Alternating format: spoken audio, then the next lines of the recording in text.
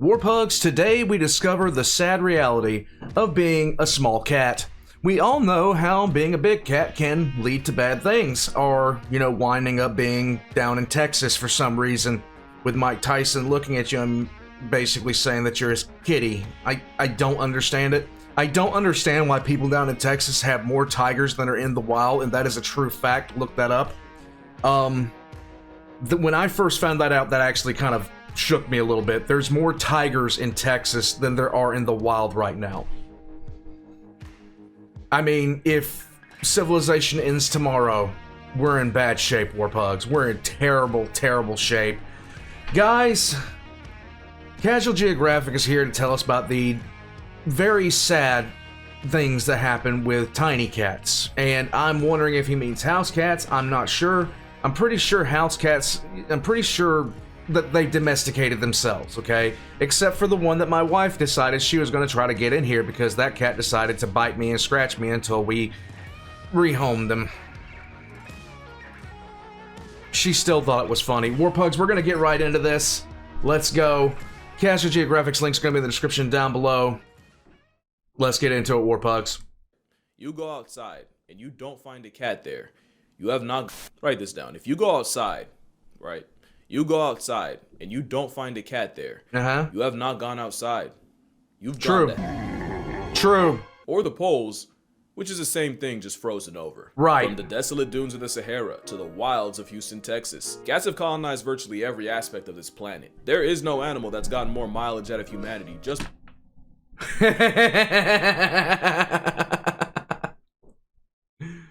I'm here for it. By being itself, and you can tell, because where wolves would have treated us like the plague if they knew pugs were down the line, 99% of people can't tell which cat belongs in a pet store.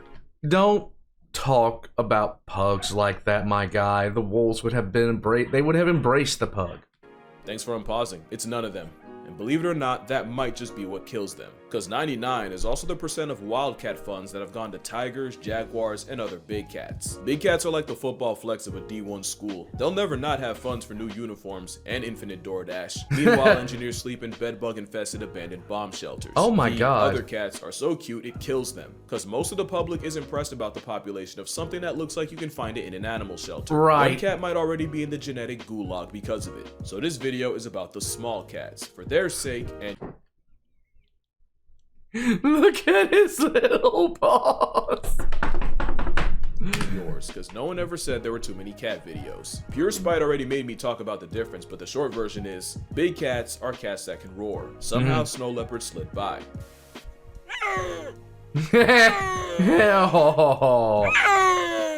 He's just a sad lad.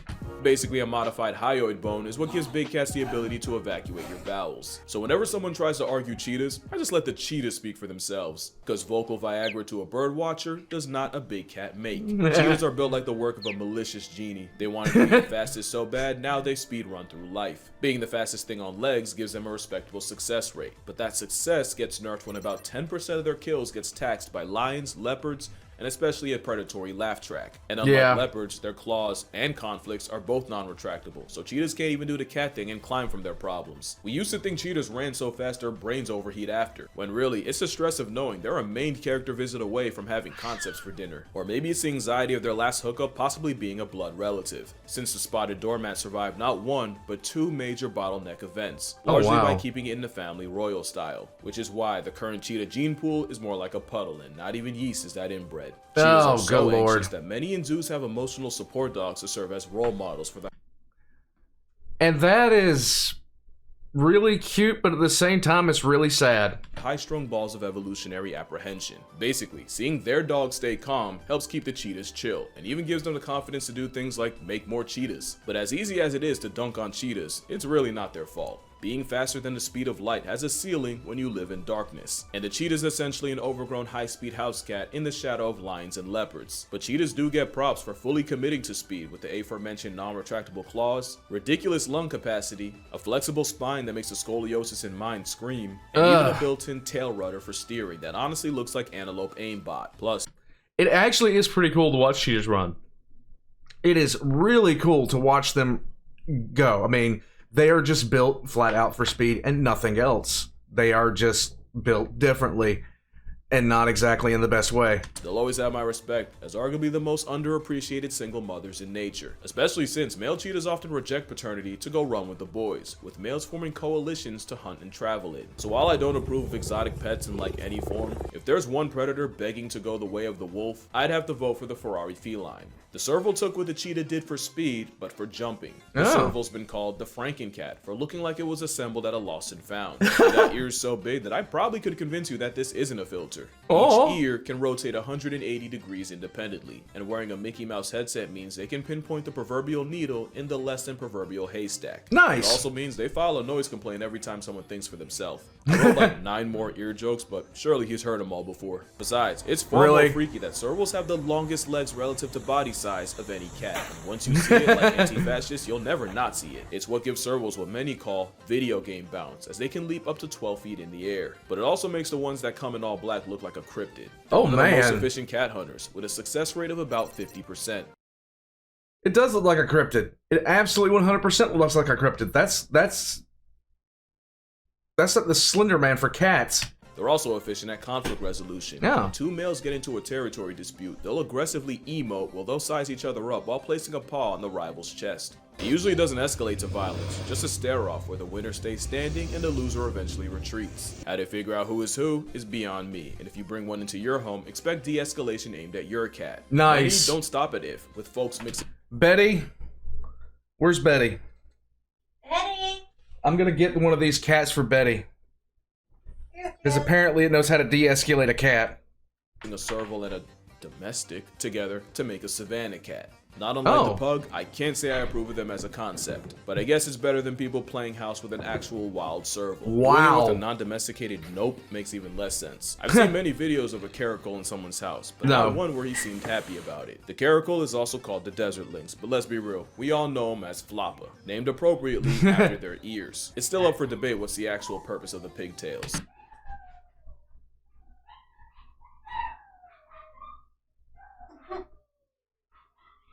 They heard what he said about the pugs and it took them that long to process it.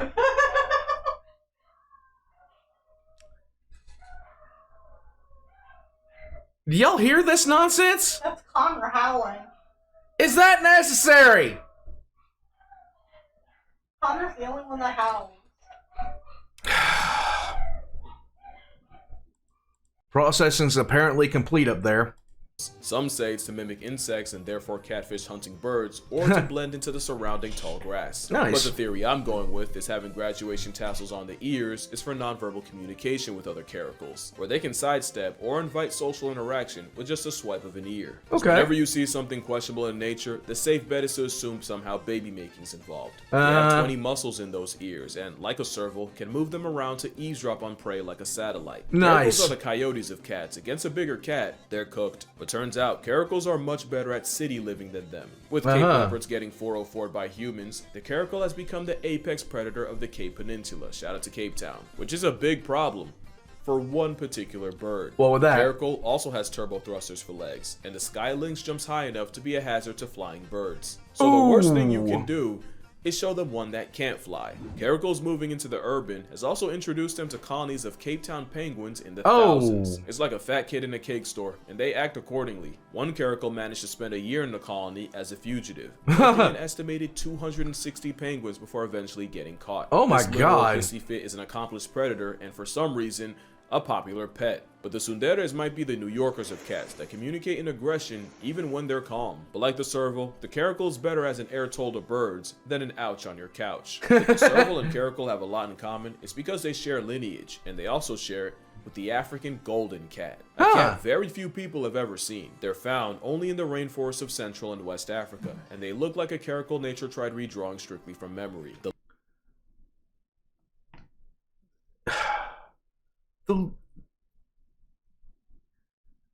It looks like you took it looks like you just shrunk their ears down, like in Photoshop. Lynx Left Behind is one of the most studied cats on Earth, and not for a lack of trying. Leila Bahaeldin spent 4 years attempting to find an African golden cat, and in total she found one. By accident. It's less impressive that she spent 1,400 days waiting on a cat, more so that she didn't drop her camera and fumble the first chance she got. I know I would have. It's likely this incognito cat is a result of them sharing an area code with leopards. Studies found that golden cats will actively switch to smaller prey if they happen to be in the hunting territory of a leopard. There's also the Asian golden cat of Asia. Looks like a travel-sized tiger that works. And has the nickname Yellow Leopard. They were actually named after Dutch zoologist Conrad Jacob Tenmink. Well, my condolences, Conrad, but I'm not saying all that again. So that's an Asian golden. They share a name, but their ancestors split up millions of years ago, and they're not even each other's closest cousins. They just looks okay. That thing does look like the one on the right does look like an absolute tiger. It really, really does. I get where he gets that comparison from. One on the left, it looks like a caracal with reshaped ears. I mean, that's really what it boils down to. Why am I being stupid right now? We also have the African wildcat. Oh. To be fair, he is. There's also the Asiatic and European wildcat. And fun fact, the European wildcat's scientific name is how the Looney Tunes Sylvester got his. If you have a pet cat, though, direct your gratitude to the African variety, as they're the ancestor of yours. About 10,000 years ago, the African wildcat domesticated itself in the Fertile Crescent of the Middle East. You see, when humans were nomads, there wasn't much care for a cat. But once we switched to farming, the mouse-murking whiskered one became an asset. And just like that, the cat secured arguably the best possible job for itself. And since the cats barely had to change their playbook, the African wildcat is a dead ringer for something you'd find in the average American house. Which is a big problem for the other wildcat. The European cat can also be confused for a kennel jockey, at least until you take them home, as European wildcats are notoriously impossible to have as pets. Naturalist Francis Pitt didn't buy the untrainable label and attempted to hand raise one named Satan.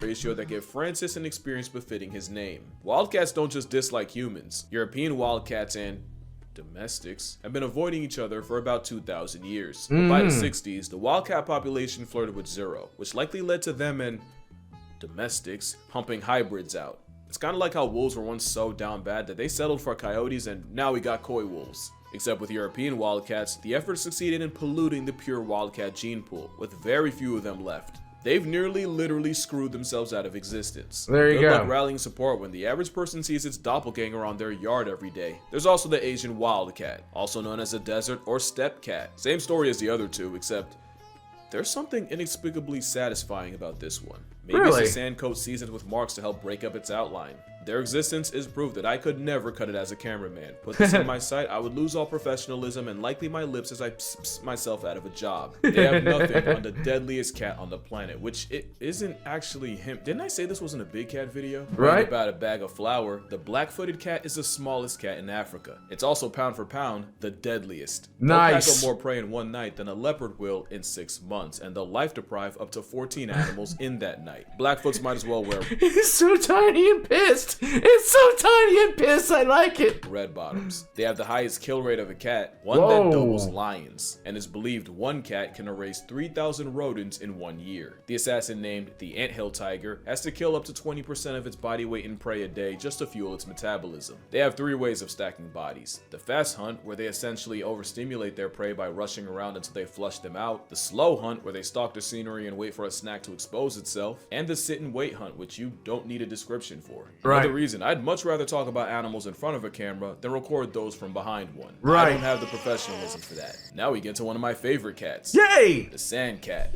As arguably the second smallest cat, they have no business being the badasses nature intended. They live in a limitless litter box that can reach 115 degrees Fahrenheit during the day, just to drop to negative 25 degrees Fahrenheit at night.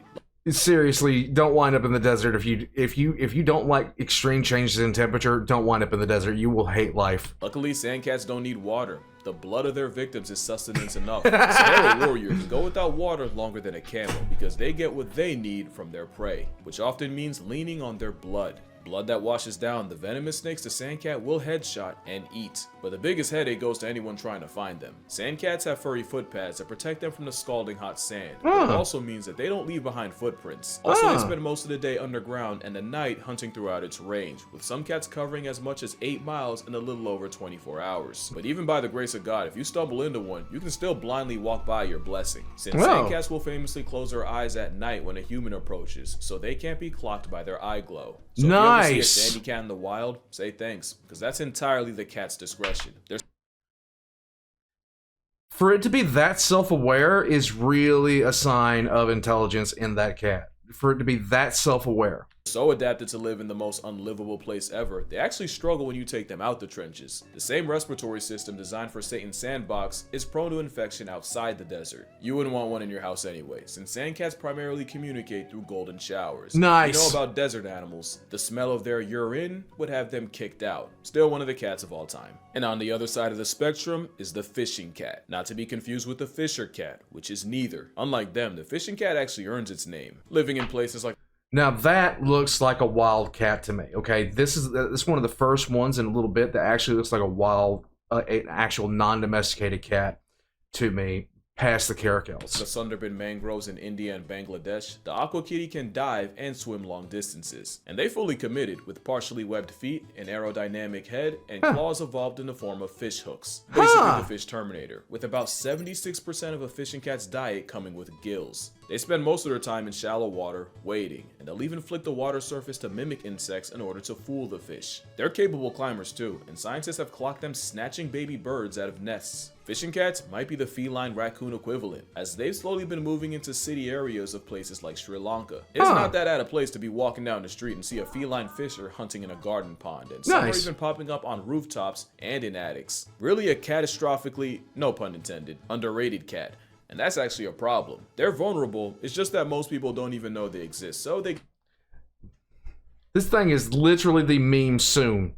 That's what this thing is saying to me right now, okay? There's no reason for you to have your eyes that big right now. get shafted on funding. The flat-headed cat is even less known, and honestly, they got hoed hard body. If It looks like a lemur. we would have found them first, they probably would have taken the fishing title. Up to 80% of a flathead's diet can be fish, and those eyes that are almost uncomfortably close together give it perfect binocular fish flatlining vision. Dog, even their toes are more webbed than the alleged fishing cat. But this Auburn aquatic got stuck with flat-headed.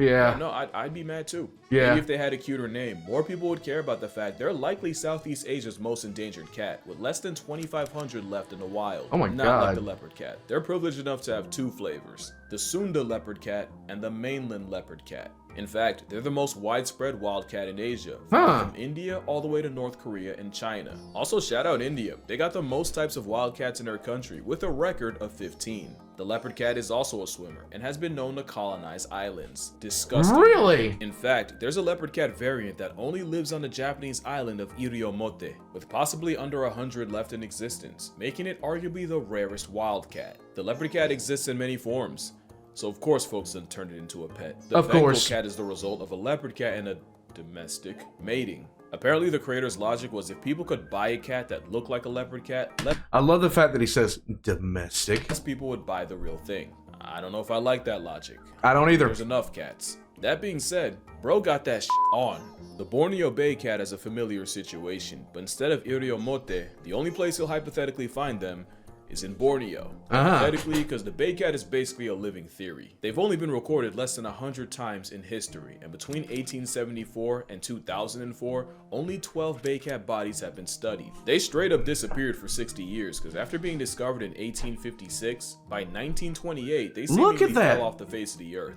It's like a weasel merged with a cat. It's so weird. That was until someone pulled up to the Natural History Museum in Sarawak in 1992 with a half-dead bay cat. Since then, we haven't learned much. We really don't know how they hunt, what exactly they hunt, how they raise their kids, how they make their kids, or even what their niche is. There's few existing videos of this ghost of a cat. This is the best quality pic you're gonna get. A cat that dipped on reality for 6 decades like Captain America. The jungle cat is another one named out of misunderstanding or spite, since they live almost anywhere except the jungle. Nice. Also called the reed or swamp cat. You'll find them on the hunt in tall grasses, swamps, reed beds, dry open forests, but never a jungle, of course, where they're an all-around athletic flex of a Furby. They can air snatch birds, climb trees, catch fish, and have even been clocked swimming up to a mile. They usually grief mice and fowl, but will also pack up cobras and sometimes even gazelle. In the country of 1,000 cats, jungle cats are the most common one in India. And just remember, you're more likely to find one on a university campus in Bangladesh than anywhere near a jungle. Now, what y'all know about the marbled cat? It's a pint-sized monkey of a cat, somewhere in the forest shadowed by the Himalayas. Where the marbled cat cat has been found as high as 12,500 Dude, look at that coat. feet, or almost Look at that 17 tail. Golden Gate Bridge towers above sea level. It's another one of those cats you only ever run into by accident, since the marble cat spends almost its entire life in the trees, moving like a 1.5-foot predatory spider cat. They likely inflict all manners of PTSD on the primates they prey to prey on. Look at that. Look at that distinguished gentleman. Look at how distinguished he is while he's climbing the tree. That tail is absurdly long. Ironically, the less than 10-pound marble cat almost stole itself a spot with the big cats, with them once considered panthers. And now, we get to one of my favorite cats of all time. Look at this dude. The clouded leopard is like a cat forgotten by time, an animated mosaic and living relic from an era long left behind. The clouded leopard is considered the missing link between big cats and not big cats. Nice. Also because, like cheetahs, they talk themselves out of the big cat spot. Yeah.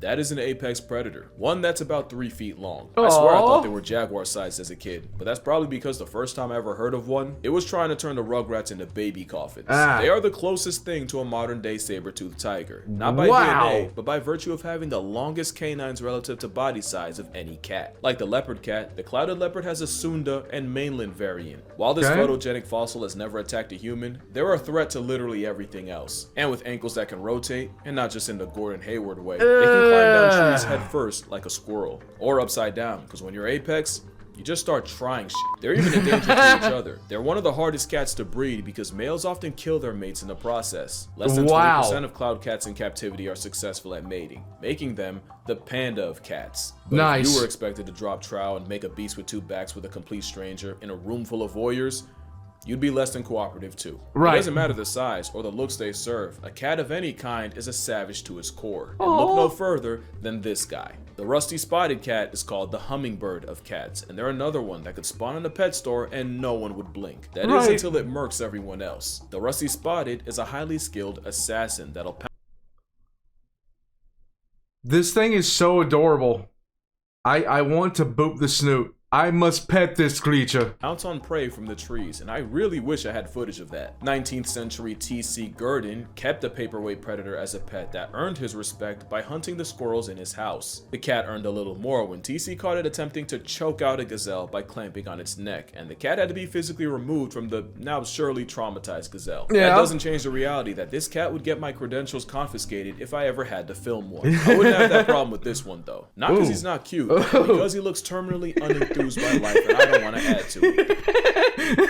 I look so pissed off. Palace cat, also called a manul, is in a perpetual state of ain't shit funny. They actually learn to growl before they even open their eyes. They're born beefing with life, and believe me, they have their reasons. Maybe it's because their choice of home can be negative 58 degrees Fahrenheit in the winter, all the way up to 90 degrees Fahrenheit. Look how pissed he looks. The fact that living in God's waiting room with limited exposure to pathogens means palace cats are highly susceptible to getting folded by disease when they leave the mountains. It's possible it's because their mating ritual involves the male just following around the female for days until she's ready. Something I'm sure neither's happy about. Or it could be their scientific name being ugly-eared cat. I challenge you to find a picture of a palace cat that looks happy. This is the closest I could get. Just a temperamental ball of laundry lint that will use its tail as a blanket and will even stand on it to warm their feet. Speaking of which, the manul is actually the size of a house cat. It's just having the densest fur of any cat gives it an adorable sleeper build. The palace cat is notably afraid of humans and will go out of their way to avoid them, unless you feed them.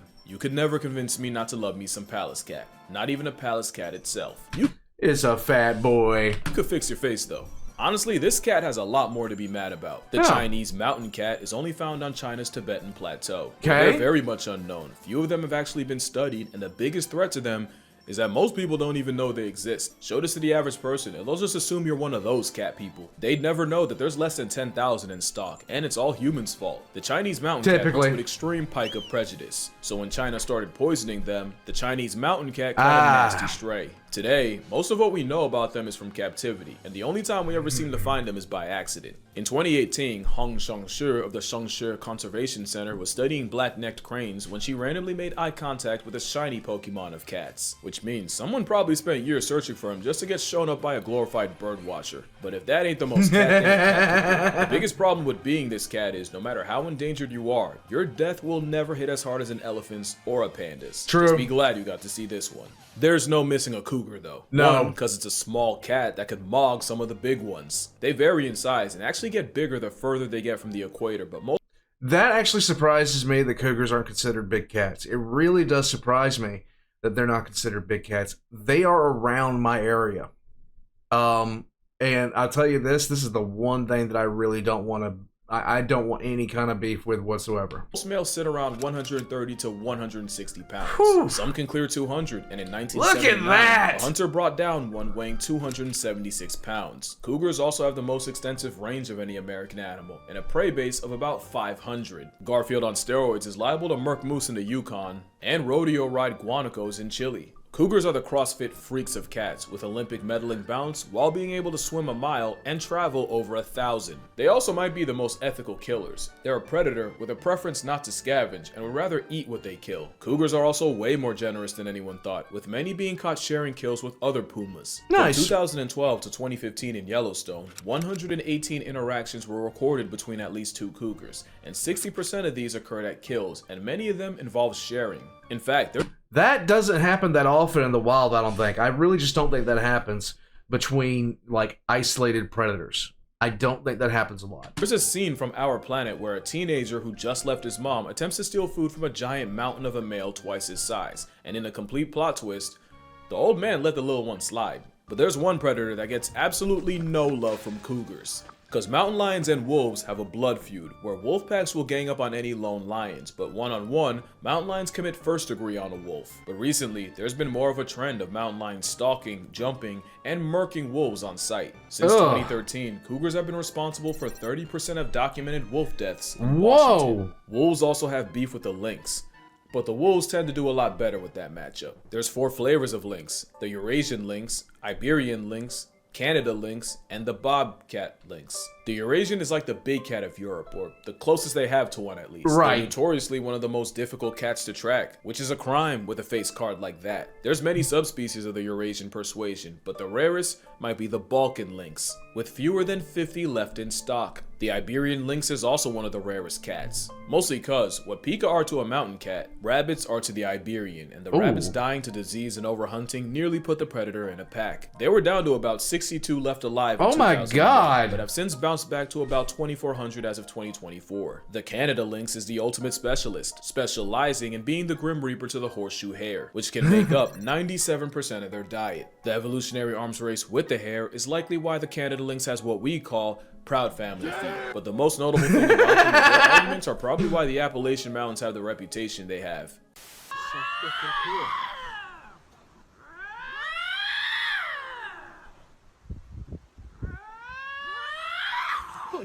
Then there's the bobcat, which Yep. I learned way too late in life is just a lightweight lynx. And here's the thing. Oh, Named after their gonna see if he short, says it stubby, first. truncated tail. Yep. Is that out of pocket? Would naming this guy Toby or Robert be? Decide. Bobcats aren't just the most common wildcat in America. They have one of the longest grocery lists too. They'll hunt rabbits, birds, mice, squirrels, but will also fish for salmon and sometimes try and solo deer. One bobcat was caught dragging a shark out of the ocean, and before you ask, of course it's Florida. Another was caught attempting to bully a black bear out of food. The lynx is dangerously close to being considered the honey badger of cats. They're just a castration claim away. You know, I almost forgot to mention, the cougar also shares distant lineage with the cheetah, but its closest relative is, this is a jaguarundi, or dark jaguar. okay, so I'll talk about the bobcat real quick. I was told flat out, if you're ever in the woods at night and you hear something that sounds like a baby crying, like those two that were screaming at each other, don't go investigate that, because that's not a baby, and you don't want to find out. Because while it is small and it is cute, it will light up your life. My mother actually, my dad found a kitten out at a job site one time. He just found this kitten, just random kitten, and it looked like it had been abandoned by its mother. So he picks it up and takes it home. My mother starts to see to it, and then she calls up animal control because she was just sitting there like, this is not a standard cat. And people at animal control were like, you know, there's no way that you had, because she said, she flat out told them, I got a bobcat here. And they were asking her, where is it? She's like, I'm holding it. Like, no, you're not holding a bobcat. It's like, yes, I am. They came by, and my mother's sitting there holding this bobcat kitten. And the animal control person is just sitting there looking at her like just like that. And she's sitting there bottle feeding this bobcat kitten. Oh, man. My dad went back about 3 months later to see it. That thing was completely unrecognizable. That thing was a monster. Glorious little cute monster, though. Jaguarundi, or dark jaguar, even though it looks like a self-hating weasel. I feel bad for them. Because their ranges overlap, they're definitely aware of cougars, and knowing that's what your closest cousins got blessed with is like evolutionary rage bait. It's like the maned wolf and bush dogs. Just remarkably unserious. Right. The Jaguarundi moves like an animal that should only exist in black and white film, but being built like an identity crisis otter actually helps them hunt without being put on the shirt themselves. The fur slinky's able to slip through dense undergrowth while avoiding other cats, which they're really good at. In fact, they coined the phrase, the ocelot effect, which means if you see an ocelot, you know you won't find a Jaguarundi, because the former bullies them into hiding. But nice. Apparently the biggest threat to a Jaguarundi is being mid. According to researchers, the problem is they're not the biggest cat, they're not the smallest, they're not even the biggest of the smallest, they have no spots, no stripes, they're not especially endangered, just a remarkably unremarkable cat. In fact, a lot of times they get caught on cameras when the lensman was checking for someone else. Even their name isn't that original. I really hate that for them, because a Jaguarundi's dope enough on its own. Oh my They deserve god. better. Same with the Andean mountain cat. They're Look at endangered. it. Finding this cliff kitty in the wild would mean psing in the Andes mountains as high as 12,000 feet. It's beauty that'll take your breath.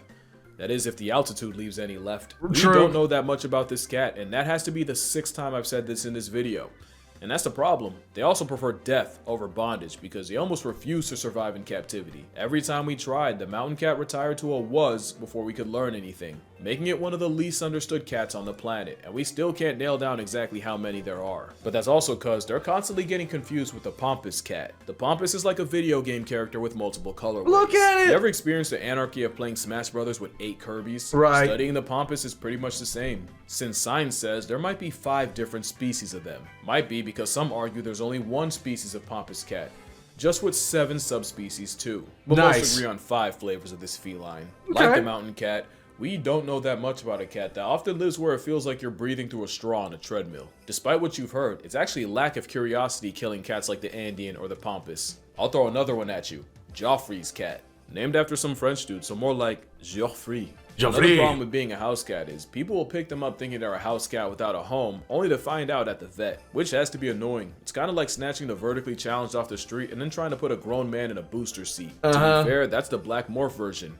I promise you I'd make the same mistake. Ooh. Joffrey's friend has also been called the salt cat because they've been seen stalking places like the salt flats of Bolivia. It's one of the most common wild felids in South America, and their color actually changes depending on where, with Joffrey's flexing a leopard colorway in the north, but wearing a silver coat in the south. Nice. They've also been called fishing cats, and people have seen this pet-sized cat crossing raging rivers 100 feet wide. Now, I put these 3 cats together because they honestly look like 3 stages of the same Pokemon. The ocelot looks like a Latin clouded leopard, so I stand them off principle. Nice. Even though they have the eyes that knows something's coming and knows you can't stop it. Although, given the chance, I'd probably let it happen.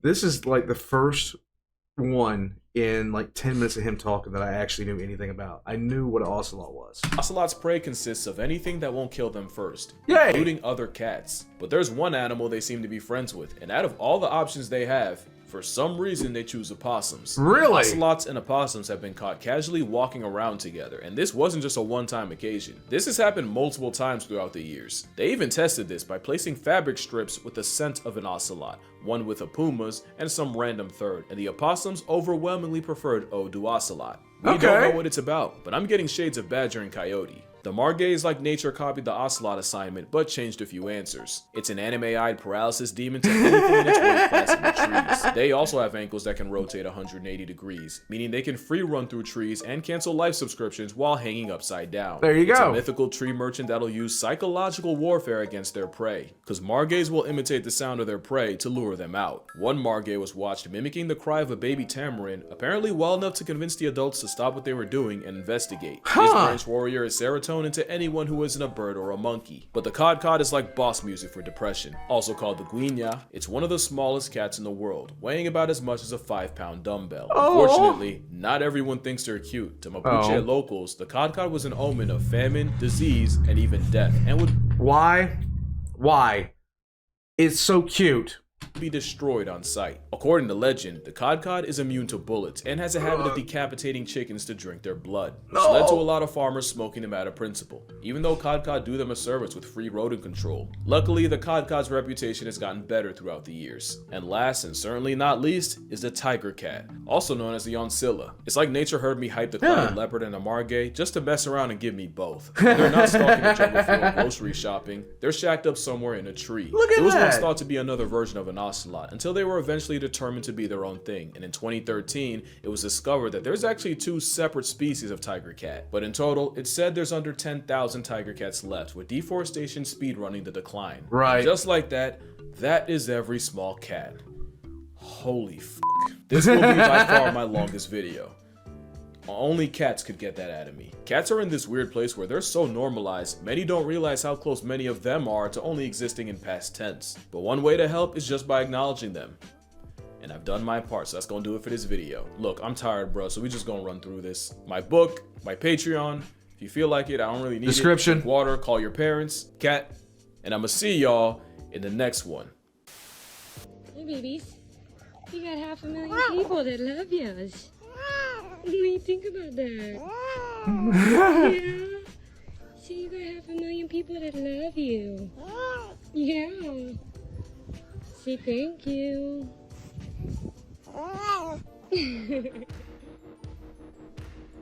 I needed that. I really needed that. I needed that warm, fuzzy feeling deep in my soul. I needed that today, Warpugs. Oh, man. Okay, so, look. I didn't even know this many species of small cat exist. I did not.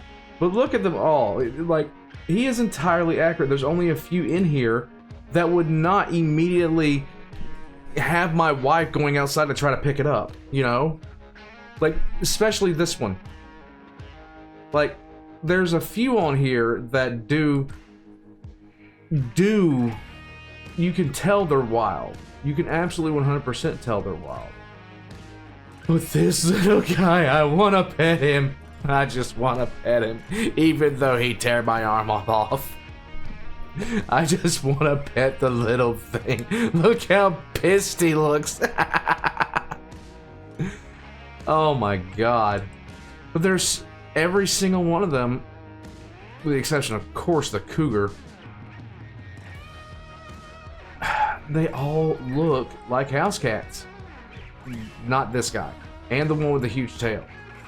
Warpugs, it's amazing how diverse life is. It is really amazing how diverse life is. And cats have gotten a bad rap at some points throughout history. They were really given a bad rap during the plague, which, if they hadn't tried to kill the cats, they might have been able to not have so many people die, because cats were killing the rats, and, you know, rats were bringing around the fleas. That's just what happened. Warpugs, I'm going to take off from here. Thank you guys so much for watching. All the Casual Geographic's linked to me in the description down below. Pet your cat. Of course, mine didn't come around this time because she's just being herself, and I'll catch you guys next time.